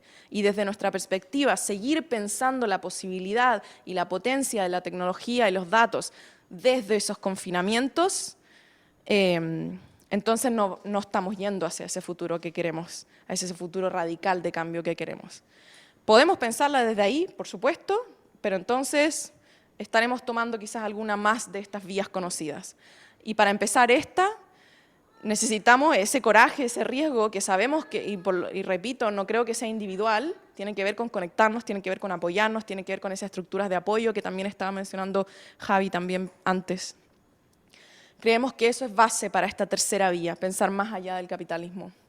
Creemos que también tiene que ver con la conciencia, es decir, no solamente pensar la posibilidad como el ir más allá sin tener conciencia de qué es lo que está pasando, de cuáles son estos problemas, sino que tiene que ver con el pensamiento situado, con el estar aquí y ahora y encontrarnos juntas en esas preguntas, en esa conciencia que es caótica. A mí me gusta mucho esa palabra en inglés, que es messy, que es como desordenado, es caótico, es que no tiene mucho orden, pero desde el trabajo de Radical Data siempre pensamos en meternos en ese mess, en esa cosa que no está tan alineada, sino que trabajar en conjunto con ella. Está el riesgo también, que creemos que es súper base, que también lo vamos a compartir para empezar a trabajar con esa idea de futuro, que tiene que ver con no quedarnos en el lugar de lo posible, no quedarnos en el lugar donde estamos cómodas, sino que ir hacia ese lugar que es incómodo, ir hacia ese lugar de riesgo, que muchas veces me da la sensación también que los activismos que tienen que ver más con esta lógica distópica de la respuesta, ¿cierto?, de la resistencia muchas veces, dentro de los contextos de tecnología, a mí me hace mucha falta el riesgo, me hace mucha falta el poner el cuerpo, el estar ahí, el ponerse a veces incómodo y decir, oye, ¿qué estoy haciendo? ¿En dónde me estoy metiendo? Pero ahí está pasando algo, desde mi perspectiva, ahí algo se mueve en vez de estar solamente en esa inmovilidad. Tiene que ver mucho con la complejidad también, con entender un sistema que no es unilateral, que no es, como decíamos, la tecnología no es solo bueno o malo, sino que cómo dialogamos con los diferentes elementos y que muchas veces también, y esto es un tema súper complejo, pero igual lo pongo, muchas veces también las cosas que hacemos van hacia otros lados. Quiero decir que para nosotras es súper importante también el asumir que no vamos a estar limpias cuando hacemos las cosas, que no todo va a ser perfectamente acoplado a mis ideales. Muchas veces las cosas que hacemos, tiramos una piedra y la cosa va para otro lado, pero aprendemos a pedir disculpas, aprendemos a trabajar con ese error, aprendemos a colaborar con ese error, pero eso, creo que hay algo súper interesante de esa complejidad y de no querer salir como absolutamente limpio de la situación. Siento que a veces también en las políticas en que nosotros trabajamos, en algunos activismos, en las cosas más oficiales también, que tienen que ver, creo yo, con los contextos a veces de organizaciones non-profit también, por ejemplo, muchas veces hay miedo, siento, a equivocarse en esas cosas. Muchas veces queremos mantener esa coherencia y salir limpias de una situación que es caótica y que es muy difícil mantenernos limpias. Y creo que también el trabajo activista tiene que ver con pasar por eso. Hay una cita súper linda que tenía por aquí que no la encuentro.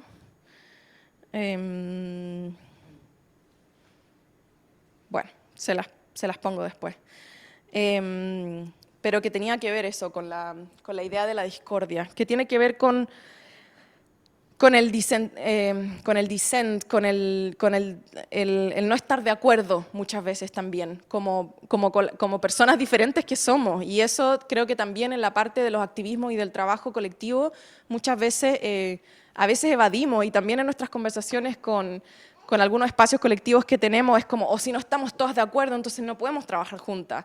Y hay veces que está bien que no estemos de acuerdo y creemos que el trabajo del activismo en la tecnología también muchas veces tiene que ver con ese disentimiento. También tiene que ver con el conocimiento, por supuesto, con si no sabemos, entonces contactamos con alguien que nos enseñe, con empezar a meternos también en todos estos temas que a veces yo también, que vengo del mundo del arte, o sea, estoy aprendiendo muy paso a paso todas esas cosas. Y también tiene que ver con la acción directa, con empezar a pensar cosas que tengan una acción concreta, una práctica concreta, una consecuencia concreta en el presente y no solamente en años de investigación o en cosas que a veces eso, toman mucho tiempo, toman burocracias, toman instituciones. Creemos que mucha de la práctica de pensar este futuro tiene que ver con esa acción directa. Y esto es como un poco lo que hemos recolectado pensando en cómo con Radical Data, que es el colectivo que nosotros tenemos, hemos estado creando una metodología en relación a esta tercera vía, que es cómo tomar en el fondo la tecnología y los datos para crear proyectos, para crear comunidades, para crear posibilidades en torno a reapropiar este futuro. Entonces, elegimos un poco estos 5 conceptos, que bueno, que no está fijado, que son metodologías que estamos probando, que estamos experimentando, pero que creo que son las ideas que son más centrales en este momento para nosotras. Primero tiene que ver con la subversión, que es tomar un área de la vida, pensar en un área, pensar en un tema o pensar en cosas que nos tocan, pensar en situaciones y ver cómo, no sé qué pasó ahí, está bien, pensar cómo subvertirla, pensar cómo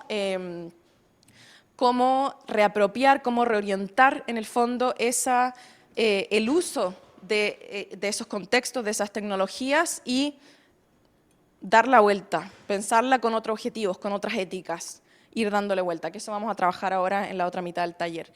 Respuestas imperfectas, que eso es súper parte con personas perfeccionistas de nuestro equipo también, incluyéndome, es asumir que el intento por proponer algo, una herramienta digital, un taller, una investigación, muchas veces va a tener que ver con una cosa que es absolutamente imperfecta y estar bien con ello.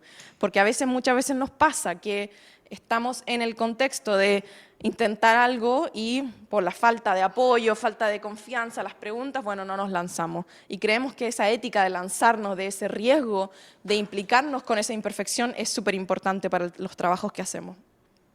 Está con ello súper ligado a la experimentación, intentar fallar hasta que algo funciona.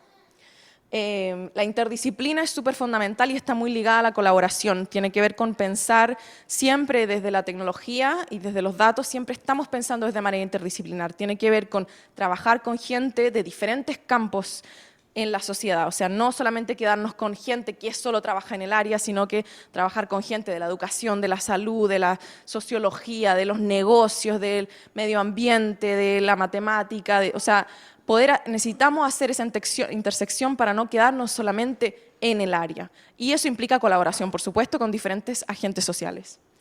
Y por último, y la más básica, por supuesto, es reclamar que la tecnología tiene una potencia si la reimaginamos, tiene una potencia si la reclamamos desde un pensamiento feminista, desde un pensamiento colonial, desde un pensamiento queer, desde un pensamiento anti-extractivista. Si estamos alineadas con pensar eso y reimaginarlo completamente más allá de los límites de lo que creemos, en colectividad creemos que hay una potencia gigante de transformación. Entonces ahora, ya que estamos justo en la mitad del taller, vamos a hacer una práctica de conversación. Vamos a proponer reimaginar y pensar sobre estas 4 áreas que para nosotras también están en procesos de investigación y queríamos compartir con ustedes.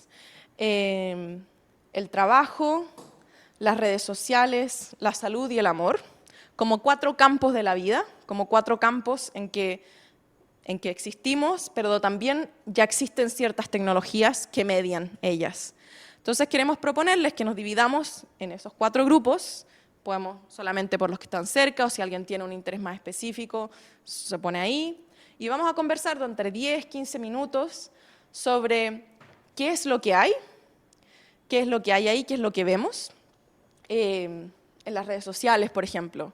Conceptos como la adicción, el narcisismo, el uso comercial de las imágenes, etcétera, etcétera. ¿Qué hay ahí, por una parte? ¿Y qué podemos imaginar que se alinee con los valores éticos y con las preguntas que hoy día traemos en este espacio colectivo?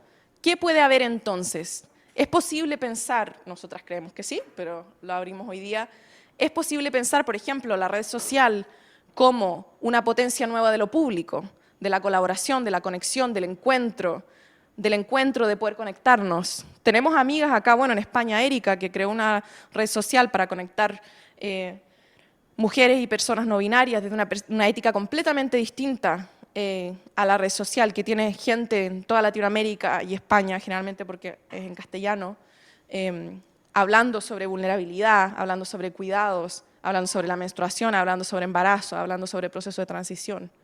Es posible reclamar esa idea de lo público, la conexión a través, ¿cómo lo hacemos? En la salud, por ejemplo, con las apps de salud o con los datos de salud, como hablaba Javi recién también. El amor, es posible pensar más allá del Tinder, es posible pensar más allá del Grindr. ¿Qué posibles hay? ¿Qué imaginaciones hay? ¿Qué sería interesante para nosotras en el trabajo? ¿Cómo podemos usar eso que tanto ahora se está aterrando de la inteligencia artificial, el trabajo mecanizado? Es posible pensar en otras cosas. Entonces queremos invitarlas a que compartamos en grupitos de, no sé, 5 más o menos, unos 10 minutitos sobre estos temas, si queremos tomar nota para que después lo vamos a más o menos presentar o conversar y poder mapear juntas cómo estamos imaginando esto con posibles, con concretos y ojalá nos vayamos ahí con un poco con esa energía de posibilidades. ¿Vale? Entonces eso, así como si quieren movemos un poco la silla, hacemos uno acá, otro allá y otro allá. No sé si los... Sí, sí, más o menos 10 y así tenemos tiempo para que presenten cada tema y mapear un poco los posibles. Exacto, exacto, sí. Entonces, ponemos quizás redes sociales aquí. Quien quiera estar en redes sociales, por allá puede ser trabajo, por allá atrás puede ser salud y aquí puede ser amor. Si quieren... Bueno, pueden moverse si quieren. Red social por aquí.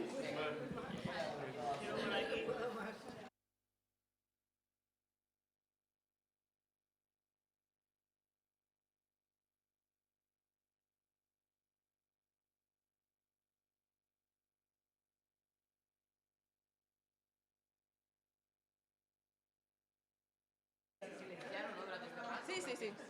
Entonces tenemos amor, perdón, es red social, amor, trabajo y salud por allá. Sí, también eso, si hay un tema que no les interese mucho, o sea, se reparten de nuevo, ¿no? Es una propuesta, pero ahí están los 4, ¿vale? Si tienen ahí, alguien puede ser el que toma nota de las cosas que van surgiendo, de las ideas. La que pueda, sí.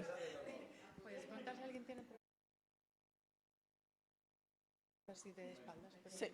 Me preguntan aquí si alguien de la organización quieren tomar algunas fotos de los grupos. ¿Alguien si tiene problemas como para tomarla más de espalda o algo así? O si no se acercan a ti. Vamos a ir ahí cerrando el debate por un ratito.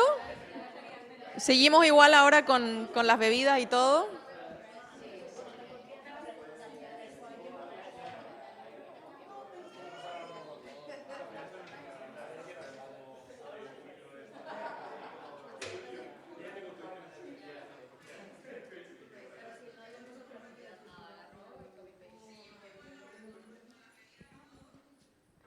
Hola, hola. Doble. Vamos entonces porque ya se nos está viniendo la hora encima, las bebidas no van a estar tan heladas, así que tenemos que apurarnos. Bueno, ha sido súper motivante escuchar un poquitos de los diferentes grupos. Así que no sé si, bueno, lograron en algunos, si hay 1 o 2 personas, hay como un pito, creo. Sí, creo. Bueno, seguimos. ¿Tienen algún representante o de cada equipo que nos puede ir compartiendo aquí para hacer un mapeo antes de cerrar de ideas posibles, sueños imposibles o posibles para irnos con un poquito de ganas de cómo ir armando? Partimos por trabajo. ¿Alguien que nos pueda resumir ahí?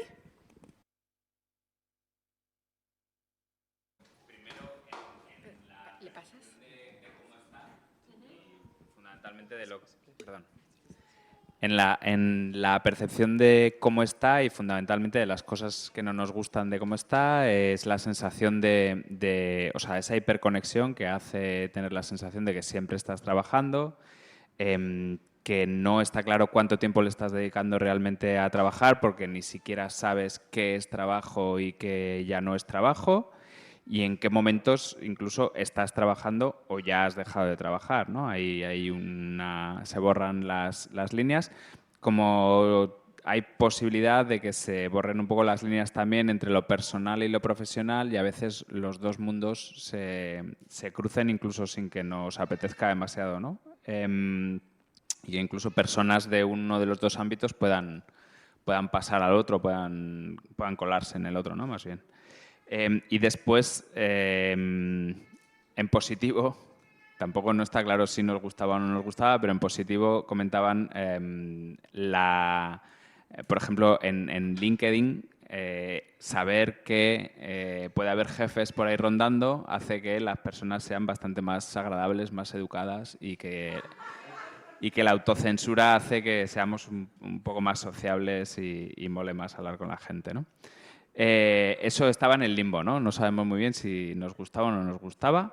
Y después como cosas, como posibilidades que sí que ya nos gustarían, sería vale, la posibilidad que da la tecnología, los datos y demás, de generar una especie de transparencia en las empresas, incluso cuando las empresas no quieren, con portales, con plataformas en las que las propias trabajadoras y los propios trabajadores pueden sacar las vergüenzas de las empresas. Las aplicaciones que pueden ayudar a gestionar el tiempo, ¿no? Incluso hablaban de aplicaciones de mindfulness, para abordar algunas de las tareas. Eso tampoco estaba claro si era bueno o no era bueno, pero bueno. Después la idea de que las máquinas, la tecnología pueda hacer precisamente todo el trabajo más desagradable y que nosotras nos podamos quedar o bien con el trabajo más creativo o bien con el que más nos realice o aunque solo sea con el trabajo que más nos apetezca hacer, ¿no? Aunque no sea ni creativo, ni que nos realice, ni nada por el estilo, pero que sea lo que nos apetece hacer. Y después algunas propuestas de apps para los desarrolladores que estén a la escucha. Apps, por ejemplo, que nos adviertan de los caminos que no debemos tomar para desarrollar una actividad, para no perder el tiempo, ¿no? Que nos avisen de cosas que mejor que no hagamos, o apps que nos propongan a la salida del trabajo cosas para cuidarnos de lo que nos haya ocurrido durante el día de trabajo, ¿no? Y la necesidad en momentos de teletrabajo, de remoto, etcétera, de resignificar un poco también el trabajo como espacio de socialización y de poner en valor la dimensión física, ¿no? de contacto y tal dentro del espacio de trabajo, siempre eso, ¿no? Bueno, pudiendo poner el límite entre lo personal y lo laboral.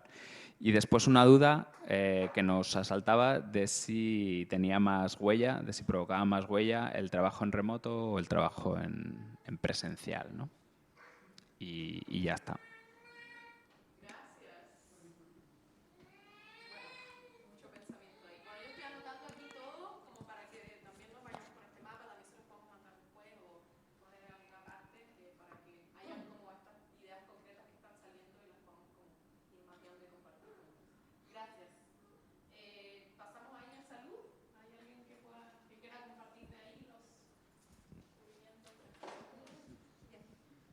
Ok. Bueno, hablamos sobre un sistema de salud utilizando tecnologías con más recursos, aprovechar que uno de los grandes problemas es que no hay mucho tiempo en la salud pública, utilizar la inteligencia artificial y este tipo de tecnologías para darle más tiempo y recursos a los médicos. Utilizar perspectiva de género aplicado a la salud, que bueno, ya hay muchísimos estudios de que esto actualmente hay muchas cosas que no se están haciendo bien. Tenerlo como un punto y un pilar a partir de esto. Tener cuidado con la sobrevigilancia, porque por más que nuestros datos de salud son muy, muy importantes, ¿y a quién se los daríamos? Jugamos mucho hay que jugar con datos, hay que utilizarlos para que sea útil, pero ¿quién tendría estos datos y cómo los utilizaría? Como tener mucho cuidado con esto, poder darlos de alguna forma que tú tengas derecho y sí, sepas quién los tiene, quién no, y cómo ofrecerlos de una forma segura. Y bueno, esto ya se está haciendo un poco, pero darle mucho peso al tema de tecnologías de salud personalizada. Y por último, también utilizar este tipo de herramientas para hacer salud integral. Lo que se hablaba antes era el tema de que está como muy separado. La salud de estos son tus síntomas, pero la salud social va acá, pero la salud de prevención va acá. Entonces, ¿cómo puedes utilizar todas estas herramientas y todos estos datos que ya estás dando de una forma más integral para que sea como un círculo? Y no sé si me dejo algo.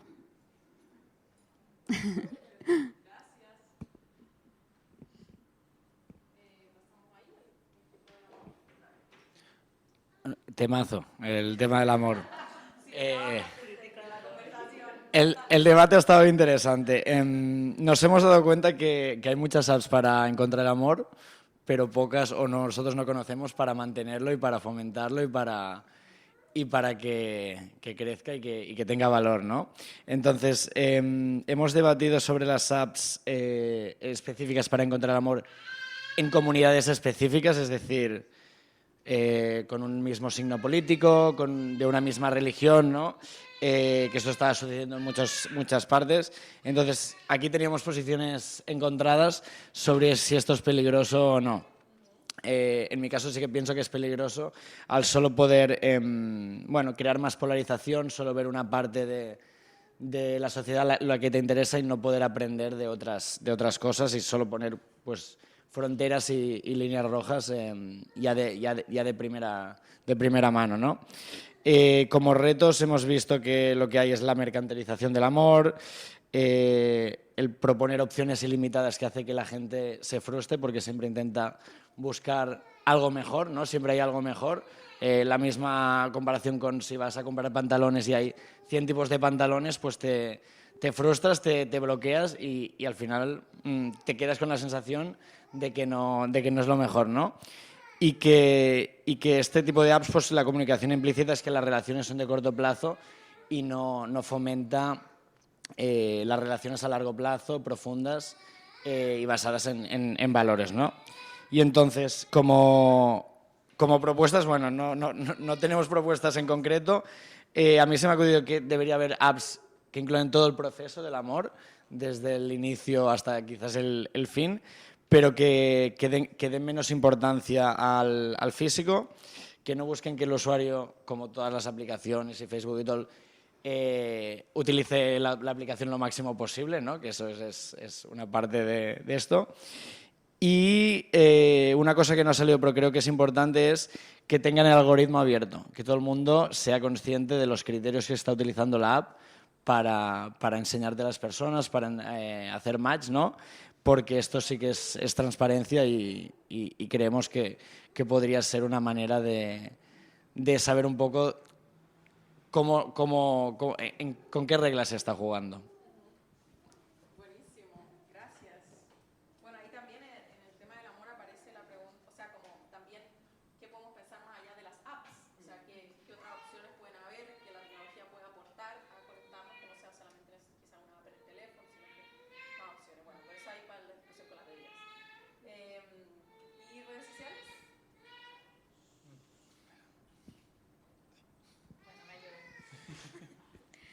Bueno, nosotros hablamos de las redes sociales, pensamos en lo que nos gustaría más y lo que nos gustaría menos de ellas. De lo que nos gustaría más, bueno, es que sean como un lugar, un punto para como crear redes de apoyo, construir estas redes especialmente en momentos donde necesitas apoyo, por ejemplo, llegando a una nueva ciudad, llegando a una nueva comunidad, establecer raíces, buscar conexión por pasiones o por intereses. Lo que también nos gustaría, o hablábamos que estaría bien o podría ayudar a mejorar las redes sociales, es tener más accountability o responsabilidad de nuestras acciones. Esto, de una cierta manera, también para reducir la cantidad de odio o acciones que van más miradas hacia atacar al otro. Eso fue como un gran tema del que discutimos sobre qué nos lleva a dirigir cierta parte de las redes sociales a discursos de odio, atacar, criticar, etc.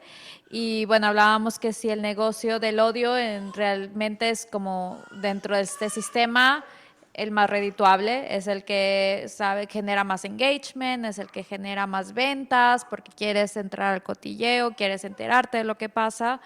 Y pues, ¿qué pasa con todas las otras como perspectivas más positivas de iniciativas enfocadas a apoyar o construir estas redes? Pues no reciben tanto apoyo económico como bueno, el negocio del odio. Hablábamos también de que las redes sociales y sus desarrollos tecnológicos como el metaverso, por ejemplo, podrían ser una plataforma para crear oportunidades para gente, pues no sé, en contextos más vulnerables o que tienen por cualquier motivo menos oportunidades que personas, por ejemplo, en una ciudad o con acceso a otros ciertos recursos, que bueno, que el mundo digital realmente es una extensión del mundo físico donde ambos se retroalimentan y que eso pues tiene todo el lado positivo del mundo digital. Eso es algo que falte.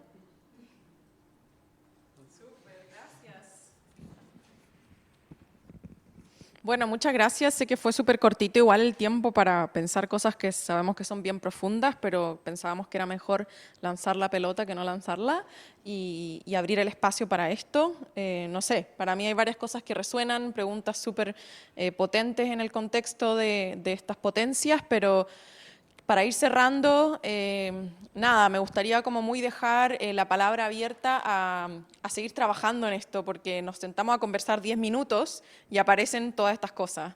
Entonces, ¿qué pasa si esto fuera juntarnos todas las semanas un rato a hablar de esto? ¿Qué pasa si nos organizamos barrialmente? ¿Qué pasa si nos organizamos por afinidad? ¿Qué pasa si nos acompañamos en este proceso? Y creemos que ahí realmente hay una potencia, y lo voy a decir a lo grande, de tomar el futuro en nuestras manos, de no necesariamente contentarnos con una lucha pequeña y marginal, sino que con hacer de esto algo que podemos reapropiar y trabajar en conjunto para que la tecnología y los datos no sean solamente esto que nos está oprimiendo, esto que nos está vigilando, esto que nos está, nos sentimos perdidas entre todo ello, sino que puede ser una herramienta tanto para resistir a ello como para crear esas posibilidades. Y creemos que la posibilidad para reclamar esa imaginación posible, tiene que ver con esto, tiene que ver con estos encuentros, tiene que ver con el diálogo, tiene que ver con acompañarnos y tiene que ver con apoyarnos también en estos procesos de preguntas.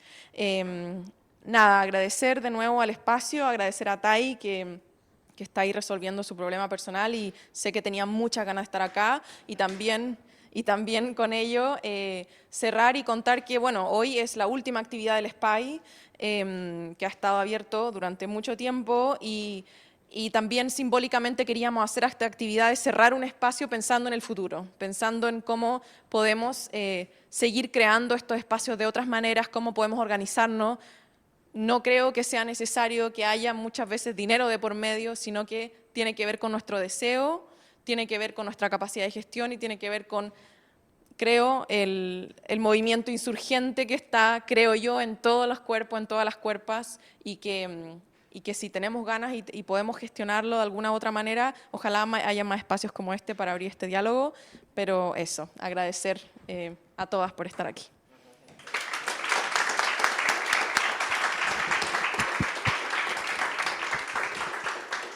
Pues muchísimas gracias a los tres, a Pau, a Javi y a Rayen y a Jo por permitirnos este viaje hacia el futuro, que es súper necesario. Y como hemos dicho al principio, qué cosa mejor que subir arriba al patio. A los que no conozcáis, es un patio chiquitín, pero bueno, que se está muy bien. Y nada, y brindar por tener un espacio como este en el futuro. Esperemos, no podrá ser aquí, pero esperemos encontrarnos en sitios muy parecidos y mejores. ¿Vale? Gracias a todos.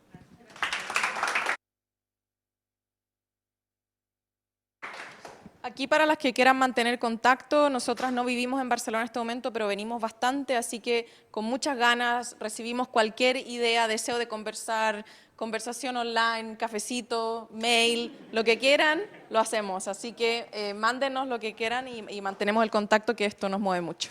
Gracias.